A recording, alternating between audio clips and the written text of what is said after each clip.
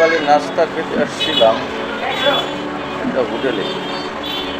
খাবার পরিবেশ দেখার পর আসলে মন ভরে গেল। এটা কীভাবে ব্যবসা করে।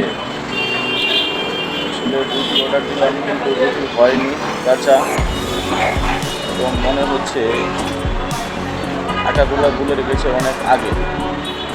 বিপদে পড়লে মানুষ আসলে হোটেলে খায়, আমারও সেই অবস্থা। নাস্তা করতে এসে আসলে সেই অভিজ্ঞতাই হলো। আসলে হোটেলে না খাওয়াই ভালো। চেষ্টা করবেন সকলেই বাসায় খাওয়ার জন্য, কারণ এদের পরিবেশ এবং এদের রান্না করার টেকনিক আসলে অনেক খারাপ। দেখুন, একটা রুটি দিয়েছে এবং প্রথমটা আমি চেঞ্জ করেছি এবং নতুন আগে রুটি দিয়েছি। রুটির অবস্থা দেখুন। দেখুন সবজির কী অবস্থা, সবজির দিকে তাকানো যাচ্ছে না। দেখতে ভালো লাগে না, কি খাবো। তারপরেও কী করবো, খেতে যখন আসছি অর্ডার দিয়ে দিয়েছি, আবার চেঞ্জ করে দিয়েছি খাওয়ার জন্য।